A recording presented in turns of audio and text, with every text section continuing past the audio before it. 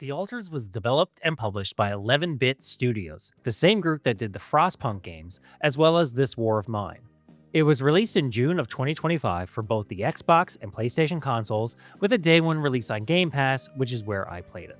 If you don't have Game Pass, you can pick up the Alters for $35 and you can expect around 15 to 20 hours of content, with some replayability in the story to make different choices. So, is the Alters worth playing on console? This review is going to answer that question. But first, make sure to like the video and subscribe to my channel. How did I end up here?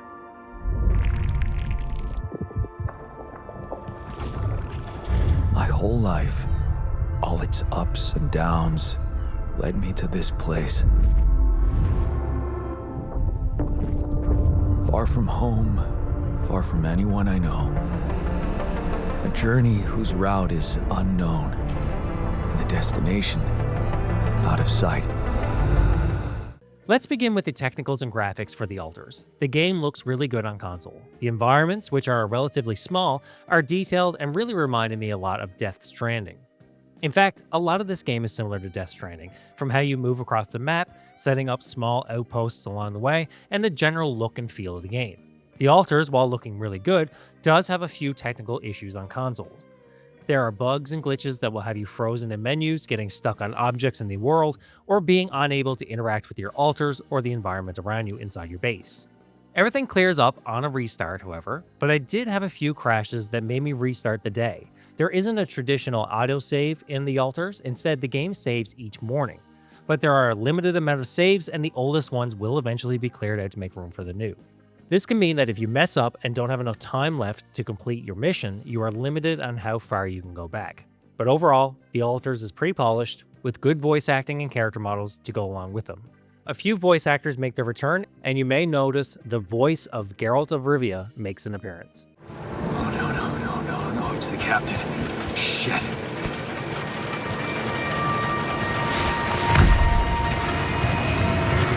Deceased. What the hell? Not much I can do for her now. Oh, I gotta find the others. Okay, the big question you have is, what is the Alters about? Well, you play as Jan Dolsky, and you're an astronaut that crash lands on a planet. Everyone on your crew is dead, and you're pretty much screwed. You just don't have the expertise required to carry out the mission or survive. The game is set up in the near future where Earth is going through a food crisis, so humanity looks to the stars for help. There, you find a MacGuffin called Rapidium. It's a material or radiation that rapidly accelerates time, so you can grow food really fast, or clone yourself.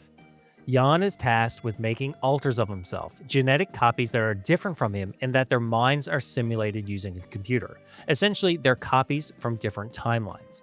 What if he was a doctor or a technician or a miner? All sorts of jobs that can help the real Jan on his mission.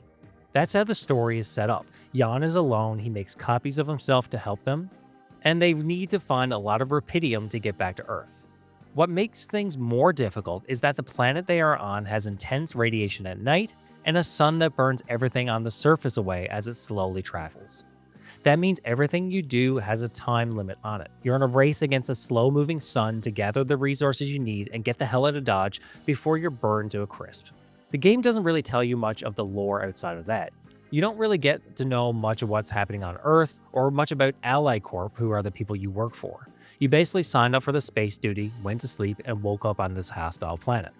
Even when you get to the end of the game, not a lot is resolved. The game has a bunch of different endings that are affected by the choices you made throughout, but is more of a brief tack-on at the end. There won't be an entire branching narrative or anything like that. The story's pretty good, and the Alters all feel like real, separate people from Jan rather than clones with a different haircut or glasses. They all fit into a stereotype to match their job. For example, the Shrink is a hippie, the Scientist is a nerd. Not like a Big Bang Theory nerd, but more like a Vulcan from Star Trek kind of nerd.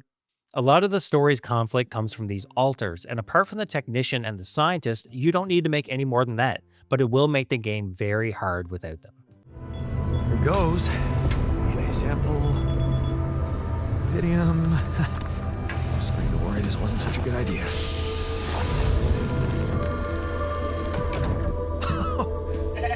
Oh. Of course. What else? Which brings our discussion to the gameplay. The Altars is a resource management game, and everything is a resource here. Time is the most important resource. Jan only has so many hours in the day to do things, and every task speeds up time tremendously. Once night hits, you can't go outside, and Jan needs the rest. So you only really have like 8 to 10 to 12 hours each day to get things done, depending on what's happening. Then there are the days themselves. The sun is approaching, and once it reaches you, it's game over.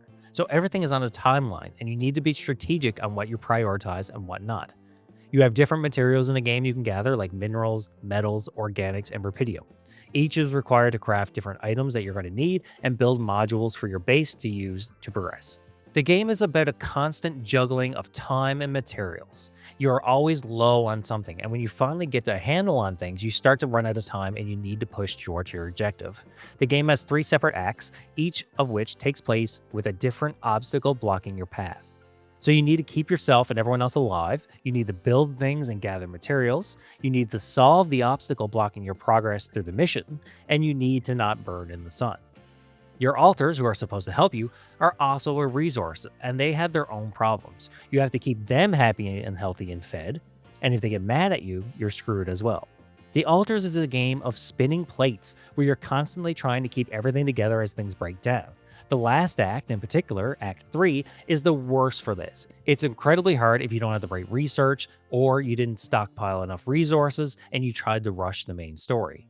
Everything breaks, everything needs resources, everything is on a crunch for time, and everyone on the ship constantly whines and has personal problems you need to deal with. Personally, I enjoyed the first act of the game, and the second was alright, but the third act was where I didn't know if I wanted to finish the Altars anymore. It became a headache, and it wasn't until I got my resource collection going strong that things started to even out. But there is a lot of problems coming at you at all times, and I hate having deadlines in games. You need to plan your days in advance, and there were a few times that I had to reload a week or more because I didn't have enough time for the quest objective at the end. So overall, the gameplay in the Altars has some really good concepts, but it can be a real headache to keep everything going. It was like managing a construction project on a tight deadline with a whole lot of workers who are on drugs and suffering from mental health crisis. Are we there already? The base seems to be a bit wobbly. Are you sure we're not moving? More like alcohol intoxication has wreaked havoc on your vestibular system. My what? We're not moving. Alright, let's go into the pros and cons of the Altars. For the pros, the game looks really good. There are a lot of cool things happening in the world around you, and the character models are well done. The story and lore were interesting and with some good concepts that went beyond just gathering resources. The game gives you a lot of tools to work with. You can research a lot of upgrades, build a lot of modules that give you a boost, while also limiting you enough to maintain the challenge throughout the game. But for the cons, I did not like the deadlines. There was never enough time, which is intentional, but I prefer games without a big game over approaching after so many days. The game can be very difficult, especially in the third act, unless you pick the right altars and the right upgrades. The maps can be repetitive. It's 3 acts of the same thing. You reach an obstacle, you gather resources and craft something that can get you through that obstacle. And that's it for another review. So is the Altars worth playing, whether on Game Pass or for $35 US? Yes, it is in both cases. It's a good price for the entertainment you get here, with 15 or 20 hours of content, and you can replay sections if you want to make different choices. But to be honest, I wouldn't play it again. The thought of having to juggle so many problems at once makes me want to craft an altar for myself just to deal with it. I'm the Casual Console Gamer, and I'll see you all in the next review.